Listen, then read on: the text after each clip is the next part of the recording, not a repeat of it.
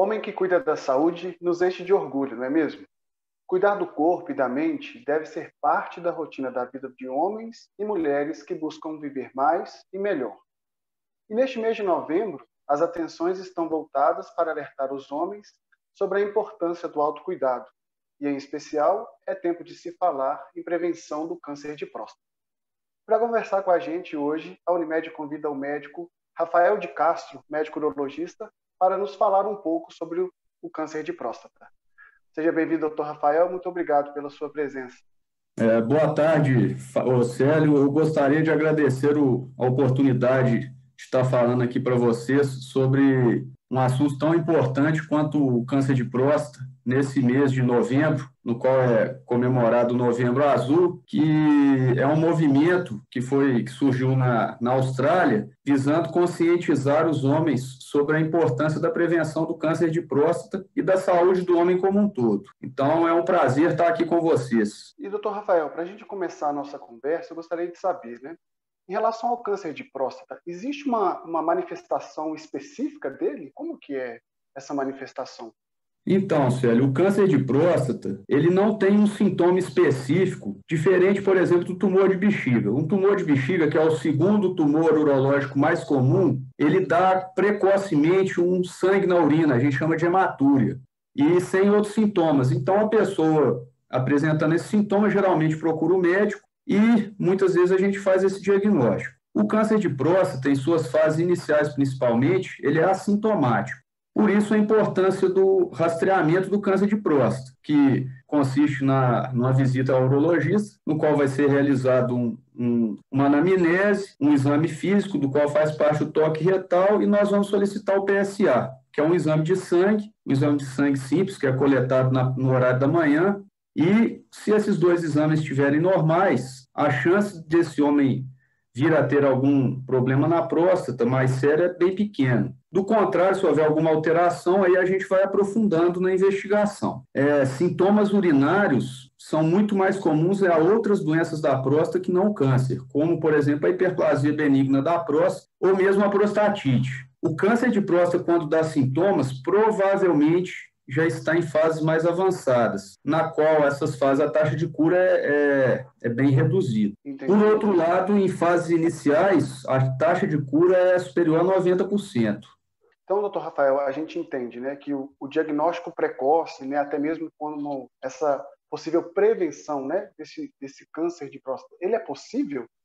A associação toque retal, que a gente chama de exame digital do reto, associado ao PSA, não é um exame muito específico, mas eles têm uma sensibilidade muito boa. Então, numa alteração de algum desses dois exames, nós vamos aprofundar. Como é que consiste essa aprofundação da investigação? Ela é feita através de uma ressonância que vai lhe gerar alguma área suspeita e, provavelmente, posteriormente, uma biópsia. E isso vai confirmar ou descartar o câncer. Se o câncer for confirmado em fase inicial, a chance de cura é altíssima. Mas o câncer de próstata, a gente faz esse rastreamento não visando a prevenção. O rastreamento é feito visando uma detecção precoce, na qual a taxa de cura é muito alta.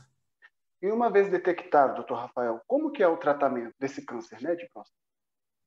O câncer de próstata é uma doença muito, muito dinâmica e que não existe uma só opção de tratamento. Então, assim, uma vez detectado o câncer de próstata, o que nós vamos definir? É uma doença inicial ou uma doença que já está em fase avançada? Se a doença estiver em fase inicial, a proposta é de cura, ou seja, a doença está restrita na próstata. Aí a gente vai avaliar qual o tipo de tumor e qual a agressividade desse tumor. Hoje em dia, existem basicamente 3 tipos de tratamento para o câncer de próstata. A cirurgia, que a gente chama de próstatovesiculectomia radical, que pode ser realizada por via aberta, laparoscópica ou robótica. E que a taxa de cura é basicamente a mesma entre essas três vias de acesso.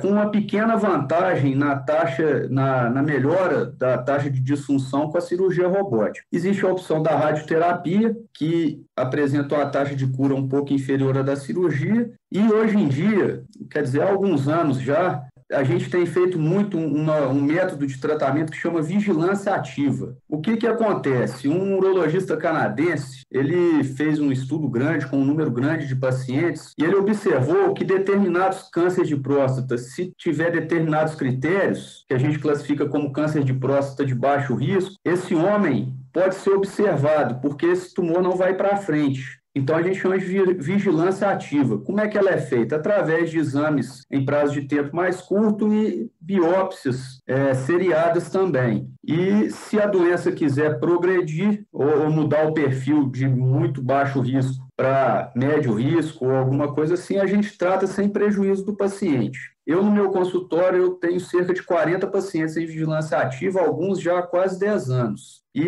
é uma ótima opção quando aquele homem apresenta os critérios necessários, né? Do contrário, doença inicial igual a cirurgia ou radioterapia. Doença em estágio mais avançado, quer dizer, quando não está restrita ao órgão, não está restrita à próstata, aí o tratamento é medicamentoso, a gente chama de hormonioterapia, e à medida que a doença vai progredindo, vão aprofundando os medicamentos até chegar na quimioterapia, que oferece um bom controle da doença durante algum tempo, mas não com proposta curativa. É basicamente isso. A gente sabe que a realidade hoje, né, ainda muitos homens eles evitam falar do assunto, buscar a especialista, buscar o médico, acha que nunca vai acontecer com eles, né? Acontece com o vizinho, mas na minha casa não. O que o senhor deixa de orientação para essas pessoas, né? Qual que é a importância, né, apesar de já ter dito, né, durante a conversa, mas o que o senhor reforça para esses homens da importância, né, de buscar ao especialista, ao médico, para poder fazer esse exame? Então, Célio, o câncer de próstata, ele é um câncer que, detectado em fase inicial, tem uma taxa de cura muito alta. Então, assim, a importância do rastreamento é detectar a doença numa fase que ainda tem cura. Eu tenho observado, através dos anos aí, que esse preconceito com o check-up urológico tem diminuído e os homens têm ficado cada vez mais conscientes. E eu fico muito satisfeito com isso, porque a gente vê nas estatísticas, você observa que o homem vive em média 7 anos a menos que as mulheres. E um pouco disso, além de fatores genéticos que diferenciam o homem da mulher, existe a falta de cuidado que o homem tem na saúde, não só com câncer de próstata, mas como um todo. Então, essa conversa que a gente está tendo aqui, esse movimento que é realizado no mundo inteiro, ele é muito importante.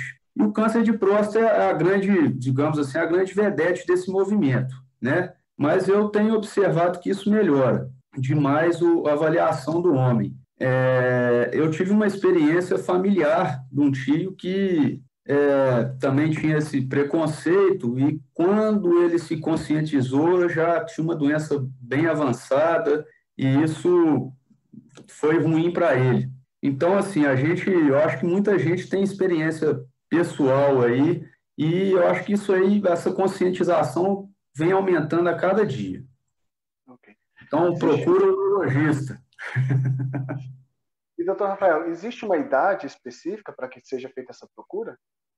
Via de regra, o rastreamento para câncer de próstata deve começar por volta dos 50 anos de idade. Homens com histórico familiar de câncer de próstata, parentes de primeiro grau, quer dizer, irmão ou pai que tenham tido a doença, devem começar o rastreamento com 40 anos. Homens com outro fator de risco, raça negra, é um fator de risco para ter câncer de próstata em fase mais inicial e doenças mais agressivas. Também devem começar o rastreamento com 40 anos. Mas esse negócio da questão racial aqui no Brasil é muito complicado porque a miscigenação aqui é muito grande. Então, todo mundo tem um gene aí de negro, de índio, branco. Então, é complicado isso. Entre 45 e 50 anos, eu particularmente acho que é uma boa idade para começar.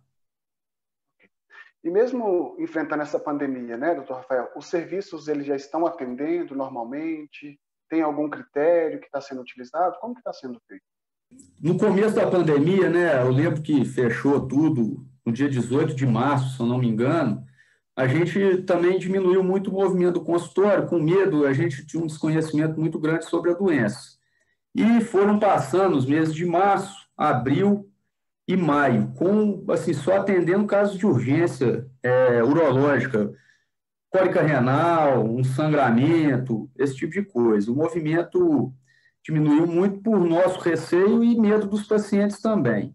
À medida que a gente foi tomando mais conhecimento sobre o que fazer para prevenir o contágio pela Covid-19, o consultório, o movimento foi voltando ao normal. E atualmente, todos os consultórios, pelo menos que eu conheço, eles se adequaram bem, existe um alargamento do horário, um distanciamento das cadeiras na sala de recepção e o uso de álcool disseminado. A gente não pode, por exemplo, servir café mais para os clientes que estão esperando. Então, são adequações para diminuir o risco do contágio da Covid. Mas as outras doenças continuam a existir, independente do Covid, e às vezes podem ser piores do que o próprio coronavírus. Então, eu acho que, salvo algumas exceções de grupos de risco muito idosos, pacientes que estão bem do ponto de vista urológico, talvez possam postergar um pouco a consulta. Agora, o público geral, eu acho que dá para ir no consultório com uma certa segurança. Doutor Rafael, gostaria de agradecer ao senhor, agradecer a presença, esclarecimento desse tema tão importante, né, esse tema tão fundamental para nós homens. E, mais uma vez, obrigado pela disponibilidade e atenção que o senhor sempre tem conosco. Eu que agradeço e estou à disposição aí, qualquer necessidade aí, nós estamos aí. Um abraço. Obrigado. Outro, tchau, tchau.